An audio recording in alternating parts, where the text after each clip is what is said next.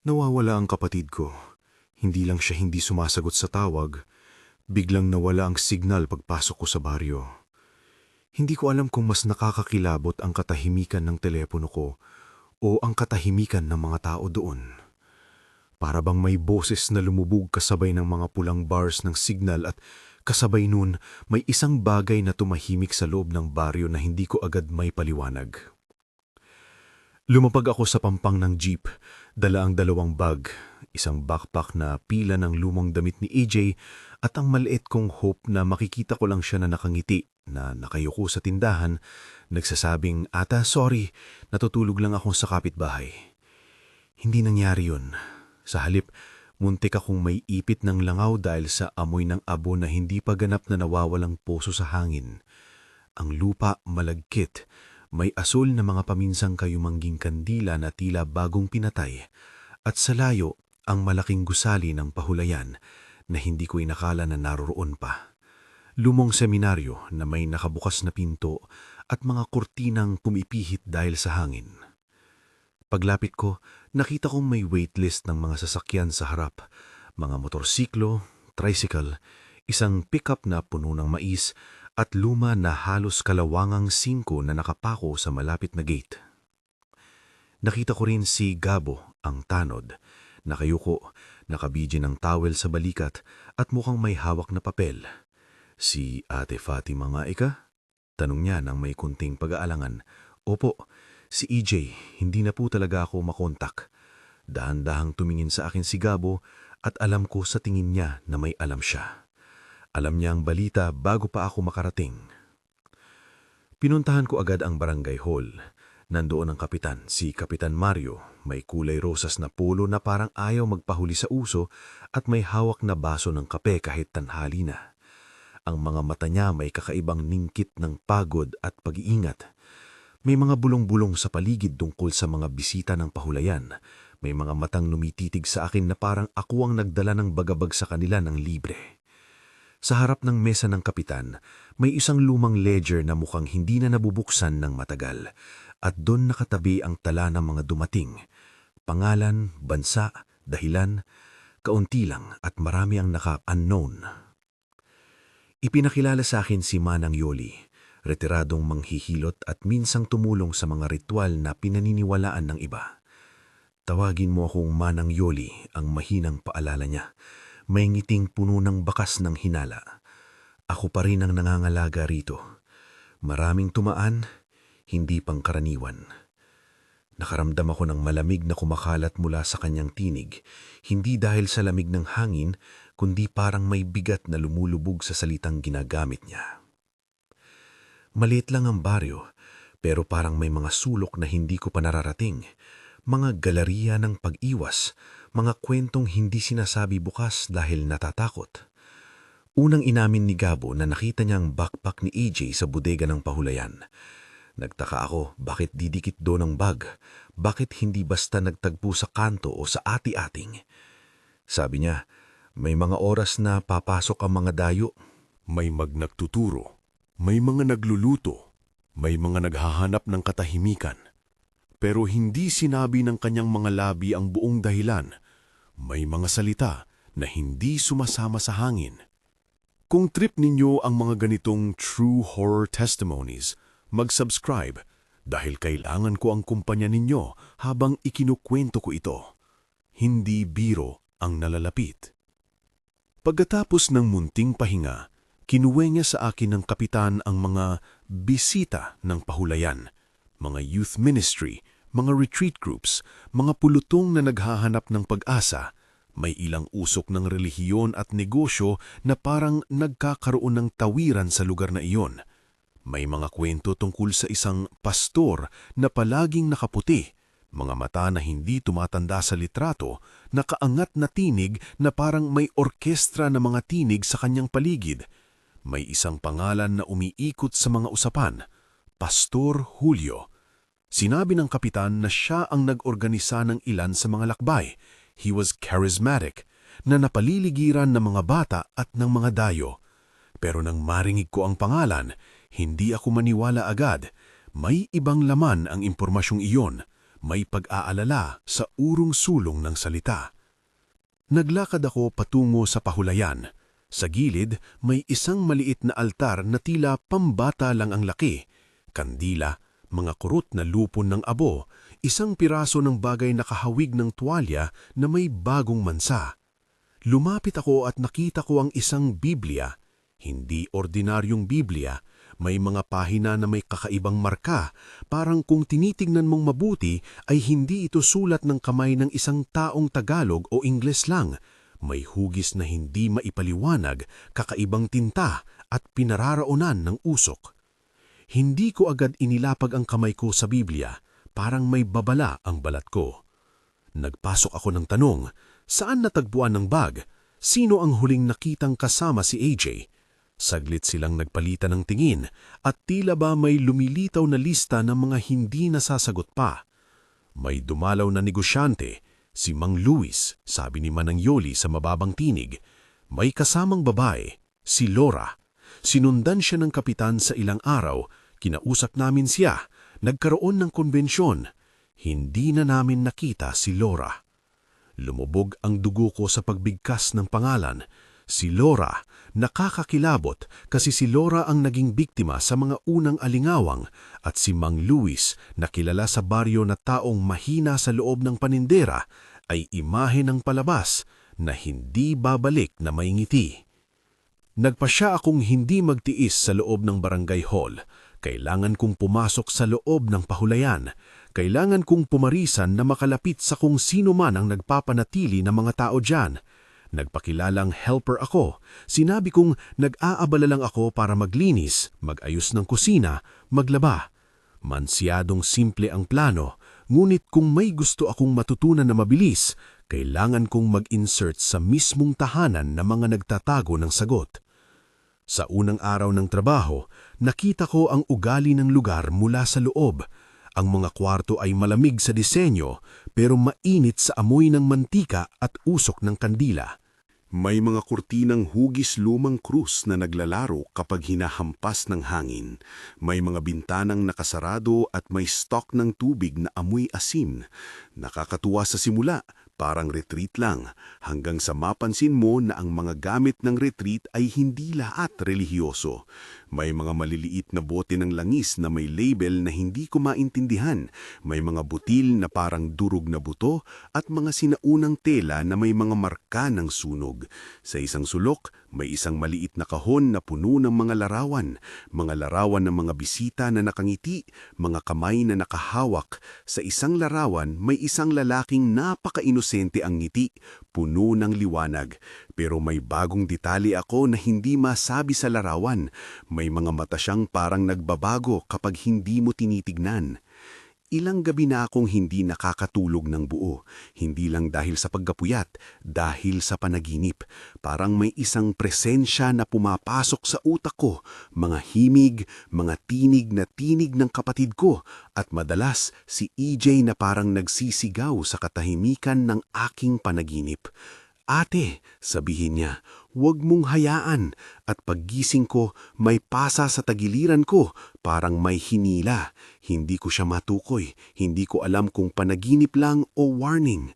Isang gabi, habang nagliligpit ng mga plato sa kusina, narinig ko ang pag-iyak ng isang babae. Hindi malakas, parang pag-iyak ng anumang bisita na nagkamali lang ng oras. Sumilip ako sa bulwagan. May isang babae, halos nasa edad na mid-20s na umiiyak. May dumi sa kanyang damit. Siya raw si Laura. Huli siyang nakita kasama si Mang Luis. Nagkasakit daw. Inilagay dito. Hindi na nagising. Hindi ko sinubukang i-visualize ang kung ano ang ibig sabihin ng hindi na nagising. Masyado iyan.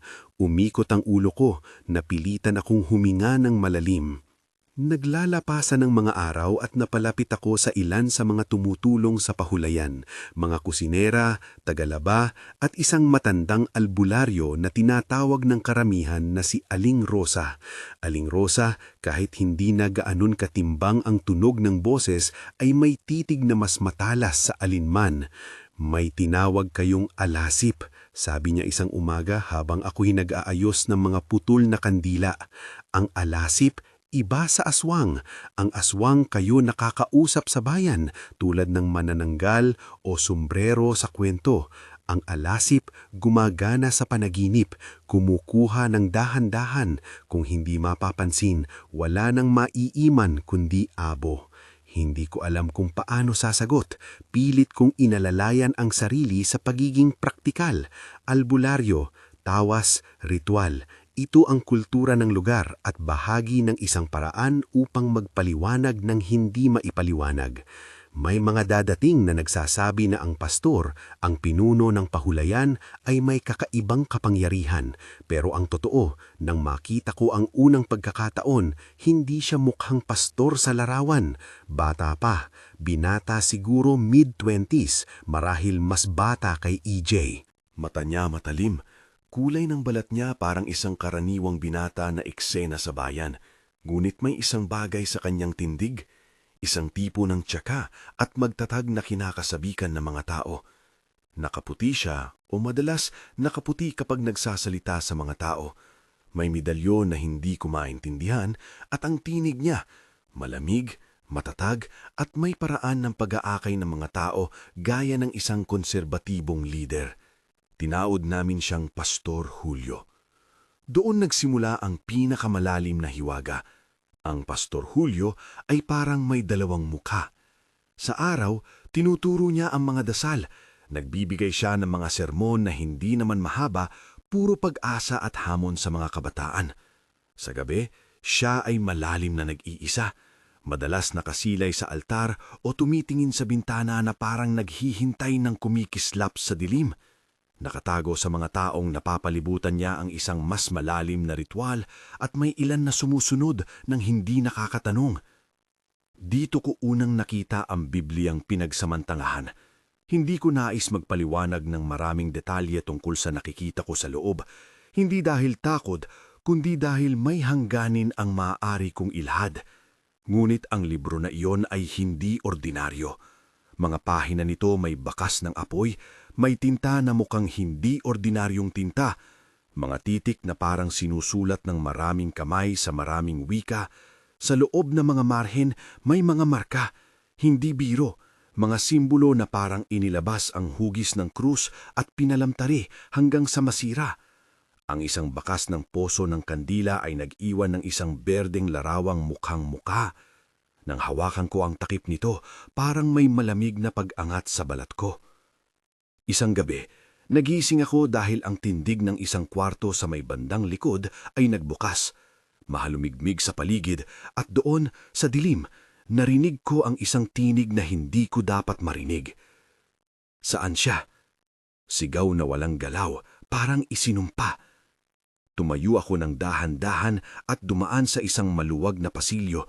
Sa ilalim ng sahig, may maliit na puwang na hindi agad mapapansin, parang isang kublihan. Lumapit ako at nakita ang kwintas na minahal ni EJ. Dahan-dahan na agalagay ang aking mga daliri, kinuha ko ang kwintas at may manchas ng putik. Sa hindi ko inaasahan, may laman ang maliliit na espasyo, isang backpack, hindi malinis, na hawak ang mga gamit ni EJ. Nawala ako sa hininga. Napakabilis ng takbo ng puso ko at sinabi ng utak ko na tumakbo na, humingi ng tulong, maglatag ng plano. Ngulit alam ko ring hindi iyon sapat. Ang dami ng aalinlangan ay nagdulot ng kalmadong pagkilos. Kailangan kong hanapin ang dahilan kung bakit nandoon ang bag. Sino ang naglagay? Ano ang sinisigurado nilang hindi malaman? Sa sulok ng bodega, may maliit na tala na natabunan ng alikabok. Isang listahan ng mga pangalan, hindi lang bisita. May mga petsa, oras at ilang akronim. Isa sa mga pangalan ang lumabas, Laura, at may maliit na tanda sa tabi ng pangalan, isang itim na tuldok. Hindi ko alam kung ibig sabihin niyan ay wala na, pero nang tingnan ko ang listahan ng mas mabagal, nakita ko rin ang isang pangalang hindi ko inaasahan, EJ. At isang lugar sa tabi ng pangalan niya na may markang pag-aaral. Nilagay nila ang label na parang si EJ ay isa sa kanilang participants na hindi dumalo. Ngulit ang problemang lumilitaw, si EJ ay hindi isang volunteer. Nagdesisyon ako na huwag munang sabihin sa kapitan, hindi dahil ayaw kong tumulong siya, kundi dahil may kakaibang pagkakailanlan sa mukha niya kapag pinag-uusapan ang pahulyan. May isang tao sa baryo, maliit lang ang pagkakaiba ng kilos na palaging umiiwas ng tingin kapag tinutukoy si Pastor Julio. Parang may natatakot silang sabihing, baka masama. Hindi ako basta papayag na may mawala pa. Kailangan kong kumilos ng maingat. Sa loob ng isang linggo na aking pag-ubusisa, nagkaroon ako ng maliit na grupo. Si Gabo, si Manang Yoli at si Aling Rosa, mga taong handang tumulong. Nagplano kami na maglakad-lakad sa paligid ng gabi, bantay ng bantay. Ang taktik namin, maghintay sa likod ng pahulian, magselyosa ng mga galaw at kapag may lumabas na kakaibang bisita, sundan. Sa isip ko, simple lang, humanap ng sinumang may lihim. At dumating ang gabi na nagbago ang lahat. Hindi ko malilimutan ang amoy na nag-una ng makarating, hindi usok lang ng kandila kundi isang halo ng abo, kape at isang uri ng himaymay ng laman na hindi ko mawari. May mga boses, mga himig na nagmimistulang bulhong na nag-uusap at ang dilim na karang bumukas ng mas malalim. Nakita ko si Pastor Julio lumabas, nakaputi, may mga tao na nakaikot sa kanya, lahat tila nakikinig na parang bula ang musika ang sinasabi niya. Ngunit may kakaiba sa kanyang mukha, hindi siya mukhang matanda o binata lamang, may isang imahe sa kanyang mga mata na nagbago, parang umaabot siya sa hangganan ng anyo, at sandali, nakita ko ang pagkakaiba ng kanyang katawan, may pag-igting na hindi ko mailarawan. Hindi pa ako handang paniwalaan kung ano ang nakita ko. Napaliblib ang hangin at may dalang maliit na kahon si Julio. May pakpak ng kandila, may piraso ng tela na may butil na kulay abo, at higit sa lahat, ang Biblia niya na may marka ng aboy. Nilagay niya ito sa gitna sa harap ng isang lilim na parang maliit na altar. Ang mga tao ay umikot, nagtitipon, at tila umaasa. Narinig ko ang mga pangalan na sinasambit nila at nang pumasok ang isang binata sa gitna ng yunyon, hindi ako tumingin agad. Narinig ko ang isang kilabot na pamilyar na pagngiti. Ate, ang boses na tumunog sa aking tenga at ang pag-iyak ko ay nagtigil. Noon ko lang narinig ang isang tinig na higit sa lahat ay hindi dapat marinig ng ganoon. Si EJ. Malimig ang dulo ng aking mga kuko. Ate.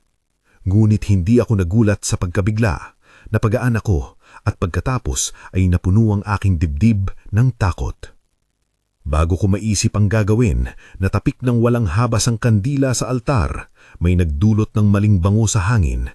Hindi ko naranasan ng dati. Ang mga kamay ng binata sa gitna na tinatawag nilang pastor ay tumingin sa paligid at ngumiti. Isang ngiting sinadya, payak at may kakabit na kahibangan. Ang Diyos ang kumakatawan sa atin. Sabi niya sa isang tinig na parang hindi lamang sa amin nakikinig. At ang pag-aalay ay para sa lahat. Hindi ko sinimulan ang pagtakbo. Humila ako ng malalim. Nakita ko sa gilid ang mga mukha ng ibang tao. May pag-aalinlangan, may panibagong takot, may pag-asa. Nakita ko si Gabo na kumunot ang noo at tumingin sa akin na parabang sinasabing, "Hindi mo ba maririnig?" Hindi ako nakagalaw. Si EJ naman ay nakatayo malapit sa altar. Parang nakasubsob ang mga mata. Hindi malayo sa oras na iyon ay parang may estilo na hindi siya alam. Ate, muli siyang tumawag pero ang boses na lumalabas sa kanya ay parang hindi na siya mismo. At sa harap ng lahat ng iyon, ang binata, ang Pastor Julio, ay yumuko at hinawakan ang Biblia. May tanaw na kakaiba kapag tumingin siya sa mga pahina. Parang sinusunog niya ang kasaysayan at binabasa ang isang bagong salita. Mabilis ang kanyang pagbasa at sandali narinig ko ang mga salita na hindi ko maintindihan. Hindi Tagalog, hindi Ingles. May ritmo na parang panaginip. Sa aking dibdib ay mayroong nag-iigting na sigaw. Kailangan ko siyang iligtas bago pa ganap na mawala. Pero kung susubukan kong kumilos ng may galaw, baka ako'y makita at baka mapahamak ang mga taong kasama namin. Kaya pinili ko ang isang bagay na hindi natural sa akin. Naghintay ako sa dilim, nag-amoy ng hangin at sinanyas kay Gabo na sundan ang pattern namin. Sa kakaibang paraan, ang plano ay mabagal at puno ng pangamba. Ang binata ay nagpatuloy sa pagbigkas at habang siya'y nagmumungkahi, lumilitaw sa paligid ang anino. Mga kamay, mga sugat na hindi nakikita, mga mukha na maling katahimikan. Ninanais ko sanang sumigaw pero may isang puwersa sa paligid na nagpipigil sa akin. Para bang ang salita niya ay sumisipsip at bawat letra na kanyang binibigkas ay nagbubuo ng isang pader sa mga isip ng mga naroroon. Tumigil ako sandali at inalala ang sinabi ni Manang Yoli tungkol sa alasip, na ang alasip ay kumukuha sa loob, sa panaginip, maliit na piraso ng kaluluwa. Kung totoo iyon ang ginagawa nila. At sa gitna ng pag-iisip na iyon ay naramdaman ko ang pag-iinit sa likod ng ulo ko. Parang may hinuhugot. Bumabangon ang malamlam na tila naroroon si EJ. At okay lang sa akin ang umuasok ang mundo sa labas. Kailangan kong kumilos. May narinig kaming ingay. Isang palahaw na hindi maayos na tunog at isang bagay ang tumakbo labas ng talikod ng altar. Hindi ko na inisip ang plano. Tumakbo ako. Pero bago ako makarating sa gitna, ay may humawak sa aking balikat. Mahina pero matalim ang paghila pabalik. Si Aling Rosa ang may hawak at ang kanyang mukha ay puno ng bakas ng pagod. Hindi ngayon. Sambit sa akin niya. Malabo ang mga mata. Para bang may hinahanap siyang kakauntingan. Sandali. Huwag magpadalos-dalos. Ang ritual ay nagpatuloy at ang binata, tuyo ang mga labi, ay nagninga. Pinunasan niya ang kanyang kamay sa tela at tiningnan ang mga sumusunod. Noon ko lang napansin na may maliit na marka sa gilid ng labi niya, parang singit ng sugat. Ang mukha niya sa ilalim ng kumikislap ng kandila ay parang nagbabago ng dahan-dahan at ang mga mata ay naglalakad sa lahat ng naroroon, naghahanap ng bagong anyo na maaaring inangkin. Hindi ko matatapos ang pagsasalaysay sa gabing iyon nang hindi sinasabi kung ano ang pumukaw sa akin ng lakas. Hindi dahil may himala o dahil na inabasag na bingi ng kampana, kundi dahil sa gitna ng lahat, narinig ko ang isang sigaw na hindi ko inaasahan. EJ! Ngunit hindi iyon mula sa bibig ni EJ. Nakita ko ang isang gerero ng mga kamay, isang tao ang naglalakad patungo sa amin at lahat ng mga mata ay bumaba. Ang binata, ang anumang katauhan niya ay tumigik at para sa isang saglit, ang hangin ay tumigil. Doon ko naisip ang posibilidad na hindi lang isang palaisipan ang pastor, hindi siya isang pinuno lamang, hindi siya isang tunay na relihiyoso. Siya ay isang binata na nagkunwaring Diyos, isang maitim na entrapment ng otoridad at palabas. Ginawa niya ang kanyang sariling persona at ginamit niya para tipunin ng mga tao, mga alipores na hahayaan siyang mag-alay. At sa ilalim ng lahat, may isang aswang o alasip na pinapakain nito. At kung totoo iyon, kung ang binata na iyon ay nagsasabing siya ang Diyos ng aswang, ginagawa niya ito upang makilala ang kanyang sarili. Ginagamit niya ang pananampalataya, ang takot, ang rituals para takpan ang kanyang mga bakas. Hindi ko tataasan ng anumang paniniwala. Isa lang ito sa mga pagbasa ng aking isip, pero ang boses ko ay nagsusumigaw.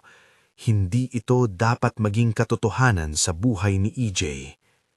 Nakarating kami sa dulo ng gabi, may higit pang mga tanong kaysa sagot.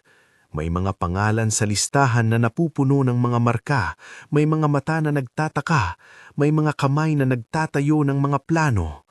Ngunit higit sa lahat, nag-iwan ng gabing iyon ng isang katotohanan. Ang panganib ay mas malapit kaysa sa aming akala. At ang binatang nagkunwaring Diyos ay hindi lamang palabas. Siya ay isang sentro ng isang sistema na kumukuha ng tao, maliit at malaki, sa pamamagitan ng pagsasabing sila ay tinatawag at iniaalay. Sa umaga, natagpuan ko ang isang papel sa loob ng backpack ni EJ, isang maliit na sulat na tila iniiwan para sa akin. Hindi nakaayos ang titik at parang sinulat ng mabilis. Ate, if anything happens, don't trust the smiles. He's not what he shows. He sings at night and eats the silence. Mabilis akong natisod sa salita. Hindi ito gawa ni EJ sa normal na panahon.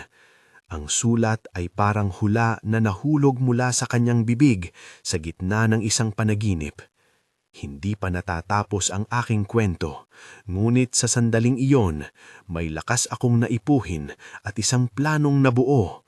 Kailangan kong alamin ang mukha ng binata ng mas malalim.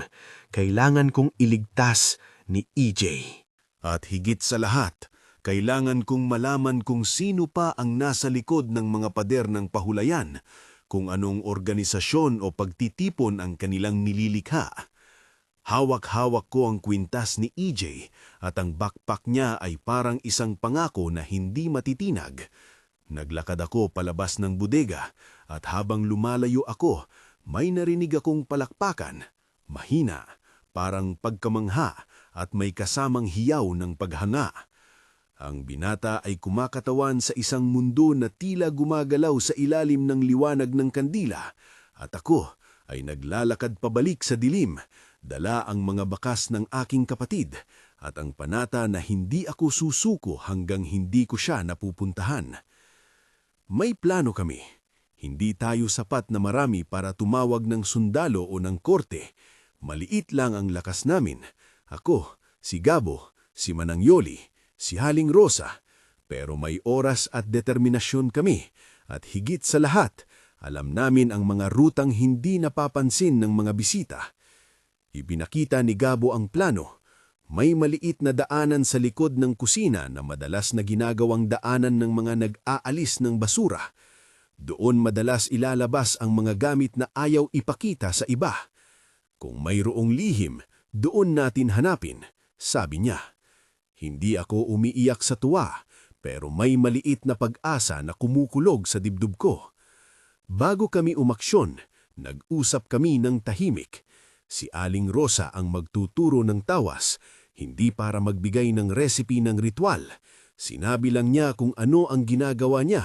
Nagpapamaypay ng asin at kumukurot ng abo, humihigpit ng tawas at nagbabanggit ng mga pangalan. Para sa kanya, ang tawas ay parang pamamaraang lumalabas ang mapait na lasa ng isang bagay na sumisipsip sa buhay ng tao. Si Manang Yoli naman ang magbabantay sa ilalim. Alam niya ang mga kwentong lumilipad sa barangay at ang oras ng pagpapakilos ng mga bisita. Sa bawat pagtalakay ng plano, ramdam ko ang bigat ng posibilidad.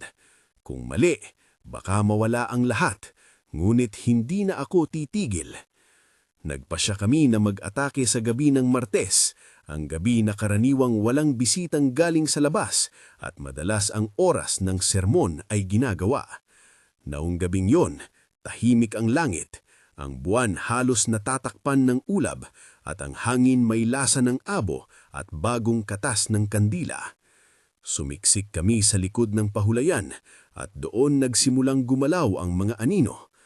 Habang palapit kami, naramdaman kong kumakapit sa aking dibdib ang isang bagay na parang posas, hindi pisikal, kundi isang malamig na presensya na parang humihigpit kapag lalapit ka sa lugar kung saan umiikot ang ritual. Napakalakas ng amoy ng kandila, ng langis, at hindi ko maikaila, may kakaibang halimuyag na parang naghalo ng matapang na herbal at na-burn na tela. Naramdaman kong may humahaplos sa aking batok, isang alaala ng panaginip na unti-unting lumalabas sa pagkaalerto ko. Pumasok kami sa pasilyo ng dahan-dahan. May mga taong nakaupuan sa maliliit na bench, mukha nilang parang nakafix sa isang punto. Si Pastor Julio ay nasa gitna, nakaputing damit na lumulutang sa liwanag ng kandila. Nilalakad niya ang mga kamay niya sa hangin at ang boses niya, parang himig na may kasamang eko, ay gumagawa ng isang ritmo na nagpapalambot ng ulo ng mga nakikinig. Hindi ko alam kung anong ginagawa ng boses niya, kung anong pandaraya, pero alam kong hindi ko pwedeng hayaang magpatuloy niyon. Kinuha ni Aling Rosa ang basahan na may tuyong abo at dahan-dahan siyang nag-iikot sa aming likuran, nagmumura ng mga lumang salita. Hindi ito mahika ng libro, ito ay panahong pinagdaanan, mga pahiwatig na nauuna sa paglalaban sa kung anong hindi mo nakikita, at ang kanyang mga daliri ay nanginginig habang iniikot ang tawas sa paligid ng aming grupo. Kung may kape ang dulot nila, dadalhin natin ang lapis nila. Tahimik niyang sabi, isang parirala na para sa kanya ay kasunod ng nanaisin na maging mabuti ang mangyayari. Hindi ko tinanong kung bakit iyon ang sinasabi niya. Pinili kong sumunod dahil nangyari na sa buhay ko na magtiwala sa kanyang kamay. Habang palapit kami, napansin kong si EJ, ang boses na mula sa aking panaginip, ay lumalapit sa altar ng tila hindi sinasadya. Kulubot ang kanyang damit at may kakaibang puti ang kulay ng kanyang balat, parang nilamon ng liwanag. May kalabuan sa mga mata niya, hindi katulad ng batang kong kapatid na madaldal at pasaway. Ito ang katawan ng isang taong hindi buo ang sarili. Ate, buluhong niya nang hindi tumitingin sa akin. Pangulo lang iyon, waring boses ng isang nawala. Nais kong sumulong, ngunit ako isinenyasan ni Manang Yoli na maghintay. Huwag mo siyang gambalain ng lantadan, baka mas malubha pa. Ang plano namin ay hindi mag-ingay. Si Gabo ang papasok sa likuran ng altar para kunin ang anumang bagay na may kinalaman sa ritual, mga palatandaan, mga nota at ang mga gamit na ginagamit nila para kontrolin ang isla ng aswang. Ako ang bahalang mag-udyok ng atensyon, papagamitin ng isang lalagyan sa ilaw. Si Manang Yoli at si Aling Rosa ang maglalagay ng tawas sa paligid ni EJ at maghahanda ng isang maliit na espasyo para bumalik ang kanyang sarili kung magkakagayon. Kung mapuputol namin ang pinanggagalingan ng kanilang lakas, ang bagay na pinapasan ng binata, baka magulo ang lahat. Lumapit si Gabo at sa isang mabilis na galaw ay nakuha niya ang maliit na kahon sa ilalim ng altar. Isang tingin lang at nakita ko ang medalyon, hindi kahanga-hanga sa ginto, ngunit may pandikit na tila ginawa para mukhang antigong relihiyosong bagay. Sa likod nito, may tela na may kakaibang marka, mga piraso ng anting-anting na ginawang palabas para magpanggap na sagrado. Hindi ito totoong relihiyon, ito ay teatro. Sa sandaling natanggal ang medalyon mula sa altar, naputol ang ritmo ng binata. Sandali siyang tumigil at may bahagyang pag-igkas sa kanyang mukha, para bang may nagbago ng channel. May nakuha kami, pabulong ni Gabo. Nilagay niya ang medalyon sa loob ng kanyang panyo at dali-daling itinatago sa ilalim ng kanyang damit. Nang sumulyap ako sa mesa, nakita ko rin ang isang maliit na kahon na puno ng maliliit na papel. May mga pangalan na parang minamarkahan. May ilang sulat na punit-punit. Isang nagulat ako nang makita ang pangalan ni Mang Luis at ang petsang huling nakita siya. Dahil dito, tumibay ang loob namin. Hindi lamang ito panlilinlang, mga buhay ang nakataya. Ngunit hindi nagtagal, may nangyari na hindi namin inaasahan. Ang mga ilaw sa paligid ng altar ay lumabo at may mahihinang anino na naglalaro sa paligid, mga balahibo ng hangin, mga singaw ng usok na di ka panipaniwala. At doon, sa gilid ng liwanag, nagbago ang mukha ng binata, isang panibagong pagkakaiba.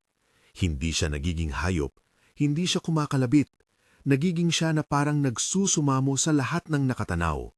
At sa saglit, nakita ko ang isang kalawangin na kamay na humalik sa hangin at humigop ng isang bahagi ng katauhan ni EJ.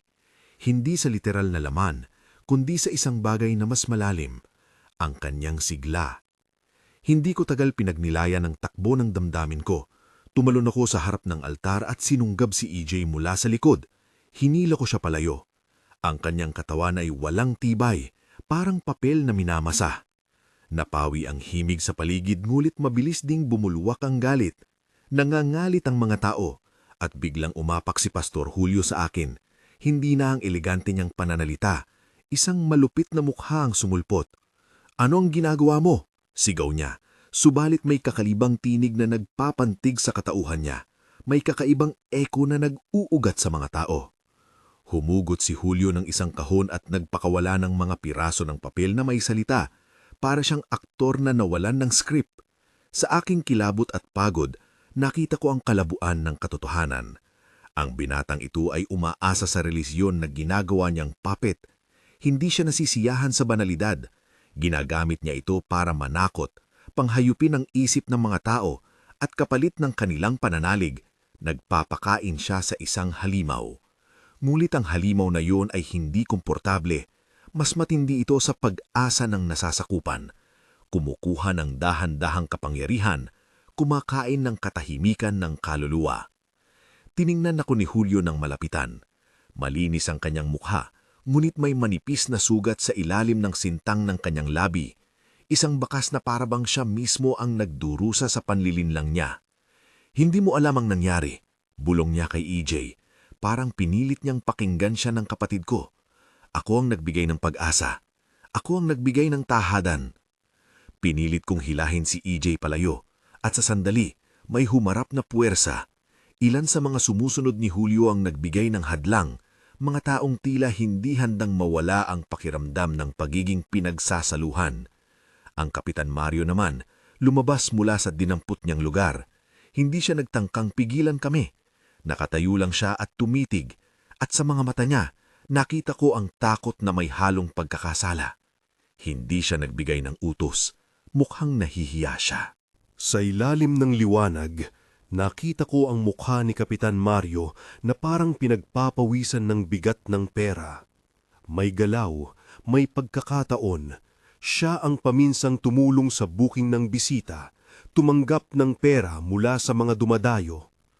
Ang pagkabulok ng kanyang konsensya ay nagpakita. Habang umuusbong ang kaguluhan, ginawa ni Manang Yoli ang isang bagay na hindi ko akalaing gagawin niya. Lumakad siya patungo sa altar at binagsak ang isang mangkok-mang tubig. Ang tubig ay kumalat at dumapo sa medalyon. Sa sandaling nabasa iyon, may maliit na tunog, hindi malakas, parang pag-iyak ng bakal. Bigla, ang mga tinig ng mga tao ay napabagal at ang mukha ni Julio ay nagkaroon ng kakaibang pagkakasakal. Para bang may lihim na lumabas sa basang tela, parang banda na nawalan ng tensyon. Mabilis namin agad sinindihan ang kandila at isiniksik sa isang kahon ang medalyon. "Sunugin!" Dramatiko at mahinang sabi ni Aling Rosa. Hindi kami nagdalawang isip. Ang medalyon ay parang sentro ng kanilang palabas, isang palamuti na nilalagyan nila ng mga kwento para takutin ang mga tao. Kung mawawala ang panlapi, baka mawalan ng kapangyarihan ang binata. Sinunog namin ang medalyon at ang mga pirasong papel sa bakanteng palanggana sa tabi ng altar. Hindi ito eksaktong ritual. Ito ay isang desisyon. Tanggalin ang instrumento ng panlilinlang. Ang usok ay mabilis na umakyat at ang mga mukha ng mga tao ay nagkunot. May mga luha na nagtagas. Hindi ito kagandahan. Ito ay sakripisyo ng ilusyon. Habang nagsusunog, may sumabog na sigaw mula sa isang dulo. Ang aswang na hindi namin lubos na nakikita ay nagpakita ng galit. Ang anyo nito ay hindi isang malaking nilalang na may panga. Hindi rin ito ganoon katatakot sa mga libro. Para sa akin, ang aswang na iyon ay higit na parang anino na sumalubong sa ilaw ng kandila, mabilis at malambot, parang himaymay ng tela na may galaw. Umikot ito, naglaho, at ang mga hakbang nito ay parang tunog ng langaw sa tenga. Hindi namin inaasahan na pupunta ito sa amin ng harapan. Hindi namin alam kung paano haharapin ng isang bagay na kinakain ang kawalan ng katahimikan ng isang tao. Ngulit hindi kami bilang walang lakas. May mga instrumento kaming dala, hindi para turuan kung paano gawin ang ritual, kundi mga bagay na may simbolikong kahalagahan. Krus na niyapos mula sa simbahan ng bayan, tubig na pinakuluan ng mga damo ni Aling Rosa, at tawas na mahalaga sa aming paniniwala. Nagtaas kami ng mga kamay at nagsalita. Hindi kami nag-aalok ng bagong teolohiya. Kami nang ay tumatawag sa lumang pinakamahalaga sa amin, alaala, pangalan at pamilya. Ako ay sumigaw ng pangalan ni EJ, hindi na maayang pag-iyak, kundi isang malakas na pag-ibig na hindi na sunubok pang itago. May isang sandaling nangyari na hindi ko lawakan ng salita. Si EJ na parang papalubog ng isang bangungat ay nagising sa maliit na pagkakaalay ng tawag ko. Kumuha siya ng hininga. Mahina man, mulit naroon ang lakas ng isang bagay na hindi mapipigil. Lumapit siya sa akin at kumapit sa aking mga kamay. At para sa unang pagkakataon mula nang mawala siya, naramdaman ko na siya ay naririto. Hindi kumpleto, hindi pa buo, pero naririto. Ang aswang ay umiikot at tila nawala ng direksyon nang wasakin namin ang simbolo ng binata.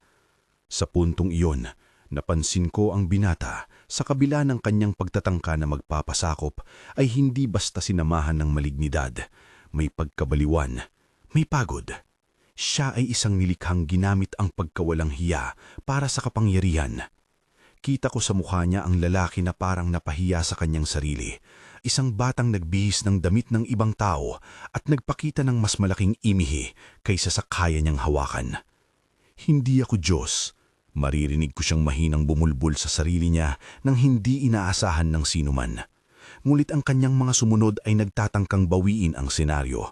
Kailangan nilang isang sentro upang manatili sa kanila.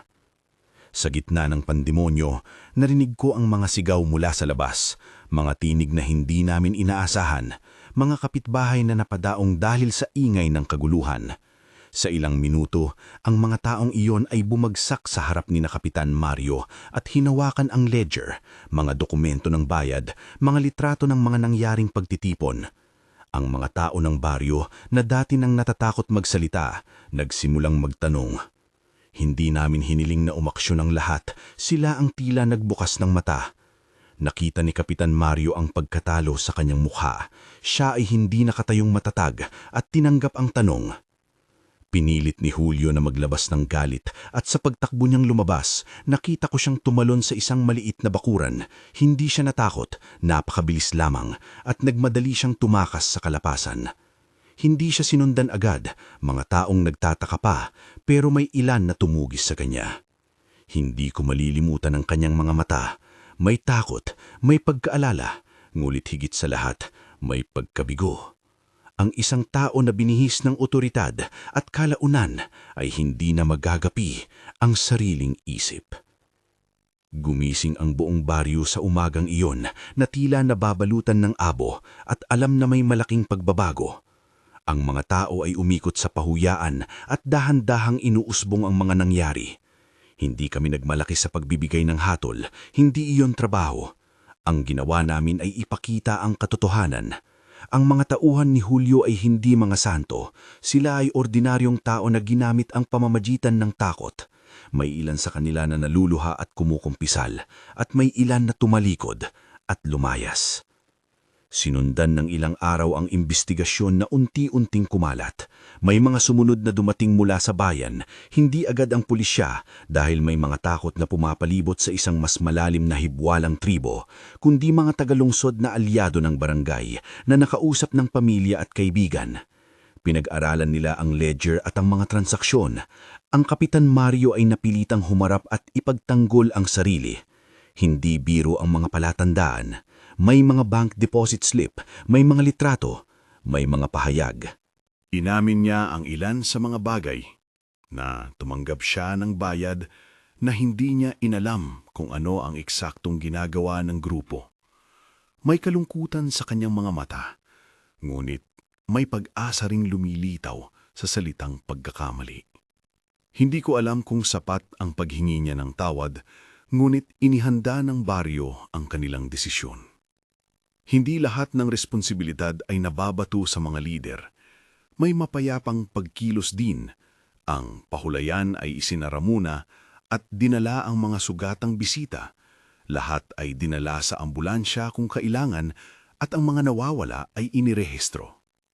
Si Mang Luis ay natagpuan sa likod ng bayan, tahimik at napagod.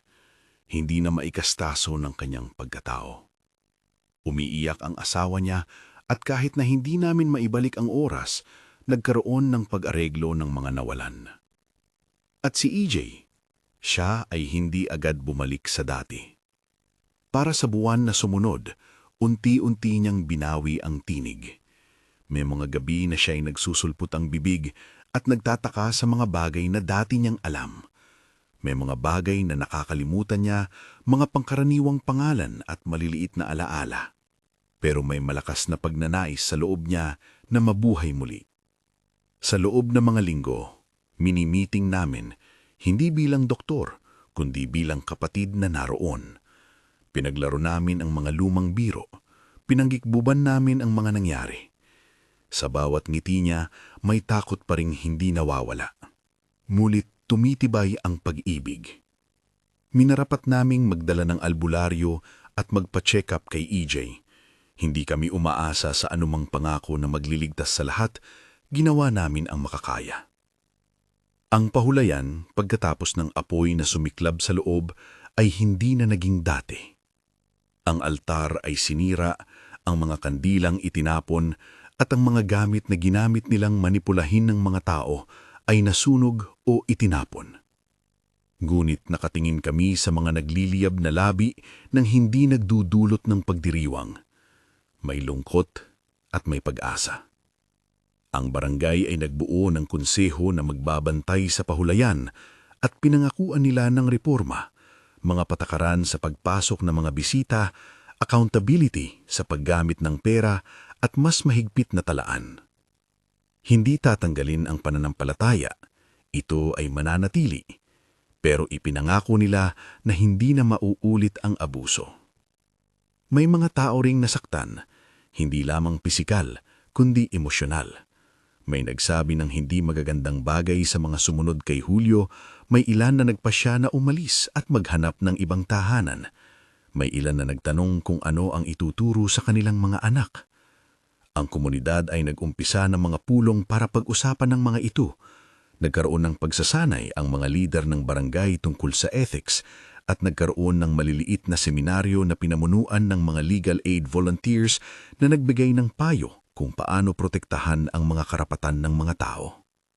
Sa aking personal na mundo, nagbago ang maraming bagay. Hindi ako nawala sa takot, ngunit hindi na rin ako pinapanik ng mga imahe. Natutunan kong magbasa ng sinyales nang hindi humuhusga agad. Natutunan kong makinig sa mga tao nang hindi agad nagtitiwala. Natutunan kong tanungin kung sino ang nagbabayad at kung ano ang layunin. At higit sa lahat, natutunan kong humawak ng kamay ni EJ nang hindi tinatapakan ng anuman sa kanya, ang kanyang pagkatao. Isang gabi, ilang buwan matapos ang lahat, naglakad kami ng dahan-dahan sa tabing ilog. Malamig ang hangin, may bahagyang simoy ng mga lumang damo. Napahinto si EJ at tumingin sa akin. "Ate," sabi niya, mahinam at may kunting pag-aalangan. "Huwag mo akong iiwan." Napaiyak ako kahit lihitimong bahagya lang ang luha. "Hindi kita iiwan," sagot ko. "Hindi kailanman." May mga araw na magsisipilyo siya ng ngipin nang hindi naaalala ang isang taon ng buhay niya. May mga araw na bigla siyang sisigaw ng isang pangalan at tatanungin kung bakit hindi namin siya hinahanap noon. Pinili naming maghanap ng suporta. Hindi kami nagpakasagad sa relihiyon bilang lunas. Humingi kami ng tulong sa counselor sa bayan, nagpa-check up sa doktor at regular kaming dumadalaw sa mga pulong ng pamilya. Ito ang tunay na paggaling, unahan ng pag-ibig ng pamilya at ng komunidad. Hindi ko nais maniwala na natapos na ang lahat. Ang binatang nagkunwaring Diyos ay napalayas, ngunit ang kanyang impluensya ay hindi napuputol overnight. May mga bakas pa siya sa mga taong pangit ang loob. May mga piraso ng dokumento na hindi namin natagpuan at may mga tanong pa rin na hindi nasagot. Ngunit may pagbabago. Ang pahulayan ay papasok na sa isang pagbabago ng transparensya. Ang barangay ay nagpatupad ng safety protocols. Ang mga tumira rito ay nagkaroon ng forum. Bahagyang matagumpay ang pagbangon. Isang linggo matapos ang atake, dumating ang isang batang babae sa bahay namin. Si Laura ay isang pangalang lagi kong tinatakbuhan sa isip, nguit ang mukha ng batang babaeng iyon ay may halong kaba at pasasalamat. Kapatid ni EJ, tanong niya ng may takot. Hindi, Karo sa kanyang tinig. Hindi. Ako'y anak ng isang taong nakaligtas dahil sa inyo. Ipinakita niya ang mga marka ng pasasalamat at hindi namin ginawa ang maraming salita.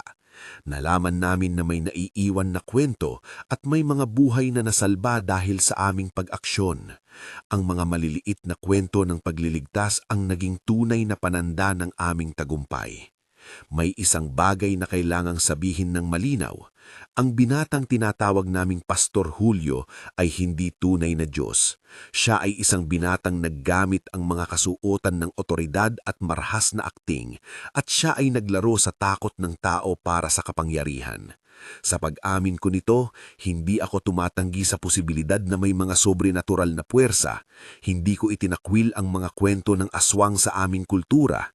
Ang ginawa lang niya ay pagsamasamahin ang dalawang bagay, ang takot sa hindi nakikita at ang pangangailangan ng tao para sa sagot at ginawang kalakal. Ito ang maingat naming sinasabing binatang nagkunwaring Diyos ng isang aswang. Ito ay isang deliberado na rekarakterisasyon sa aking kwento dahil mas malakas ang drama at mas malinaw ang insidente kapag ipinakita si Julio bilang isang batang manlalaro ng relihiyosong otoridad. May isang gabi din na bumalik sa isip ko ang sulat ni EJ na nasumpong ko sa backpack niya. Don't trust the smiles. He's not what he shows. He sings at night and eats the silence. Hindi ko inakala noon na magkakaroon ng literal na kahulugan. Ngulit ngayon, alam ko na ang sings at night ay maaaring tumukoy sa paraan ng pamumuno ni Julio, ang pagkanta niya ng mga salita na pumapawalang bisa sa pag-iisip ng mga tao. Ang eats the silence ay gaya ng inamin namin, kumukuha sila ng katahimikan at ng mga panaginip ng tao. Ito ay hindi basta kwento. Ito ay paliwanag ng kung bakit kailangang mag-ingat. Sa mga sumunod na buwan, may mga kumalat na bagong kwentong lumabas, mga tao mula sa ibang bayan na nadaya ng mga kahalintulad na grupo. Ipinadala ng aming komunidad ang aming natutunan sa ibang lugar, hindi para magturo ng takot, kundi upang magbigay ng babala. Magtanong, huwag basta sumunod sa hindi mo kilala. At higit sa lahat, huwag hayaang mahirapan ang sinuman sa pangalan ng relihiyon. Hindi namin itinulak ang relihiyon na mawala. Itinulak namin ang accountability. Nang dumating ang isang mahinang Pasko, nagtipon kami sa bahay para magdagdag ng liwanag sa aming pag-aalala. Nagdala si Aling Rosa ng pangsalo-salo, si Gabo ay nagdala ng maliit na ilaw, si Manang Yoli ay nagdala ng candy, at si EJ, bagamat may bakas pa ang nangyari, ay nakangiti habang kumakanta ng maling himig ng aming bayan. Hindi kami nagdiwang ng maramdamin, simpleng pag-aalala lang ng kung paano namin muling nabigyang halaga ang bawat isa. Nang tumingla ako sa mukha ni EJ, nakita ko ang isang pagbabago. May kanya-kanyang marka siya, ngunit mas matibay pa ang kanyang pangako. Natutuhan niyang hindi siya nag-iisa. Hindi natapos ang proseso sa isang gabi. May mga araw na lumipas pa rin at ako'y napapagod sa muling pagbangon ng alaala. Ngunit may pag-asa, may pag-ibig, at may komunidad na nagpasisyang hindi hahayaan na isang maliit na grupo ay abusuhin ang kanilang tiwala. Kung may natutunan ako sa buo nitong eksperyensya, bukod sa kung gaano ka ako kamahal ng aking kapatid, ito ay kilalanin ang mga senyales ng manlilinlang na otoridad. Huwag basta magpadala sa mga ngiting na sinadyang inaarayo ang takot. Magtanong, humingi ng papeles, magtanong kung sino ang nagbayad at bakit. At kung makakita ka ng isang lugar na parang kumain ng katahimikan sa paligid, mag-ingat. Ang panlilinlang ay hindi palaging halata. Madalas, ito ay magandang ayos. Bago ako magtapos, may huli pa akong gustong sabihin. Kung may kilala kayong mga kwento na parang katulad nito, mga taong nag-aalok ng solusyon sa murang salita at magbabayad ng mahahalagang bagay, i-share ninyo, huwag ninyong silang itago. Marami tayong napigilan na magkagulo dahil nagdala kami ng liwanag sa isang sulok. At kung may malapit sa inyo na nawawala, huwag mag-atubiling humingi ng tulong. Huwag maglakbay mag-isa. Salamat sa pagdinig sa aking kwento. Kung may mga kilala kayo na dapat ding marinig ito, i-share ninyo. Mag-subscribe rin kung gusto ninyo ng mga ganitong tunay na testimonies, hindi para takutin kayo ng walang dahilan, kundi para magbigay ng babala at pag-asa. Mag-ingat sa paglalakbay, huwag basta magtiwala sa mga ningiti na kumakanin ng katahimikan.